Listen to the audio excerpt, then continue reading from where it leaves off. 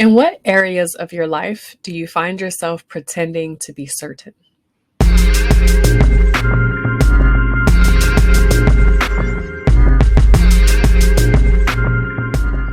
Welcome to episode 3 of season 2 of the Prolific Shift Sunday Sit Down. I am Janae Peters.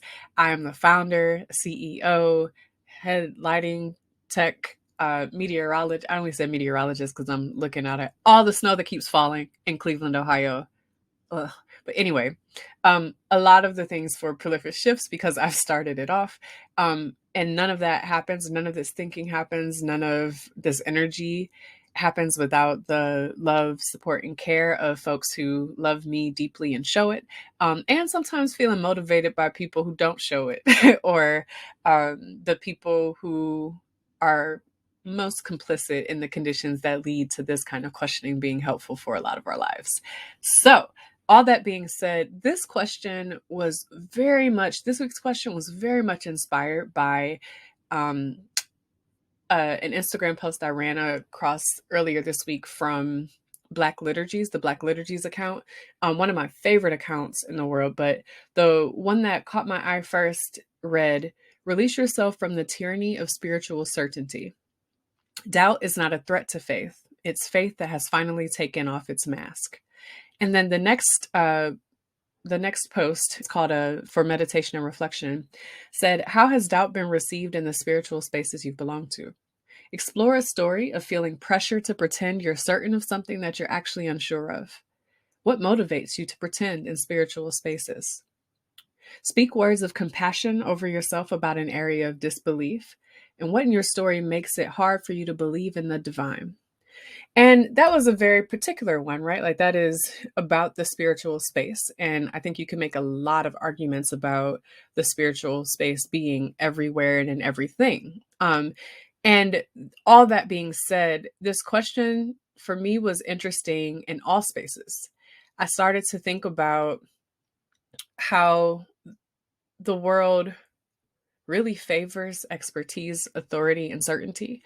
And we also we expect out of people as if we don't know in our own minds, right? How unsure we might be of things.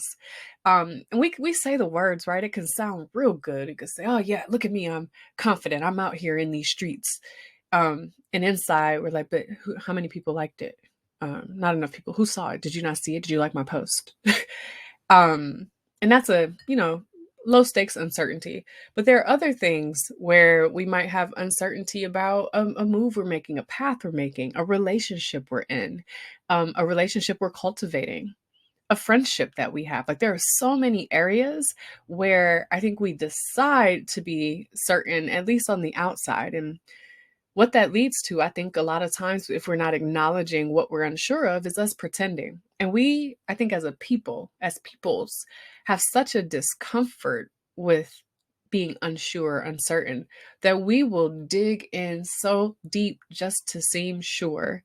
And that is wild to me because it is so damaging. I think we have seen how it's been damaging. And even if it hasn't come to light, it's been damaging to us. Like your energy, your insides are damaged by all that pretending. A lot of times when I'm offering in different spaces, like this core values activity, and this core values activity is asking people at the end of the exercise. I think I got this from my good friend Grant Gonzalez. It asks people by the end of the exercise to be able to identify your top 2 sort of core values. And most times when I do it, I end up with love and authenticity. And the more I've explored authenticity, the more I've realized like how difficult it is in this world to really access and engage our authentic selves, our authentic thoughts, and our authentic feelings. Like we don't make a lot of space for authenticity in the world. We make a lot of space for politeness. We make a lot of space for the positive. We make a lot of space for smoothing things over. But uncertainty, being unsure, we don't love that. We don't love that. And it's in a lot of our systems function and depend on that sense of certainty, that there are judges who decide someone's future. That is an interesting kind of certainty, that there is someone who can make a ruling about a woman's body, that there is anyone seen as like the authority on a thing is kind of wild to me, given how much I understand about my own uncertainty. And I have to believe that I'm not alone in that feeling. And I'm sure that it feels different for some of us, but I don't think we're alone in that. And it's fascinating to me that that's how we kind of exist in the world. So, again, this week's question is asking you, in what areas of your life do you find yourself pretending to be certain? And the action item for this week is to choose one area where you experience this and take some time to write out or sit with your real feelings or the uncertainty. Consider the context of that uncertainty, like sort of how it came to be, or how you imagine it might have come to be, and what would support your capacity to be okay with not knowing, and not pretending to know, like to know that you don't know and to not pretend to know. So for me, this is probably the one of the questions I've asked that is going to tear me up the most, because I am one of those people. I love being right. I love being first. And uncertainty doesn't have a lot of room in that. I think I have been better in the past few years about naming and knowing, like, when I just don't know, or when I feel like I'm outside of my wheelhouse, and really framing things as learning opportunities. But there have been many more times in my life where I'm like, this is the truth and that's it.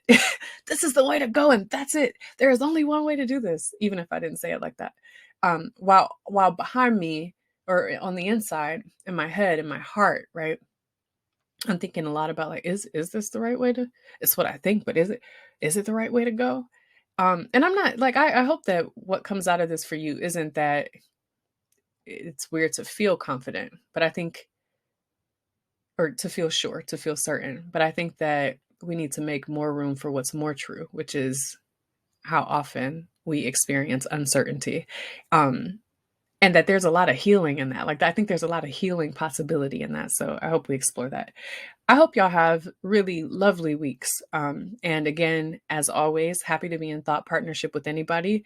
Let me know what y'all think about this question, or share this with someone you love and talk about it with them. If I'm not the person who would benefit from whom you would benefit thought partnership. Anyway, take good care, y'all, and I'll see y'all again soon. If you liked anything you heard, please don't hesitate to comment, like, subscribe, or support in any of these ways, and especially through your love and care. Peace, and I'll see y'all again soon.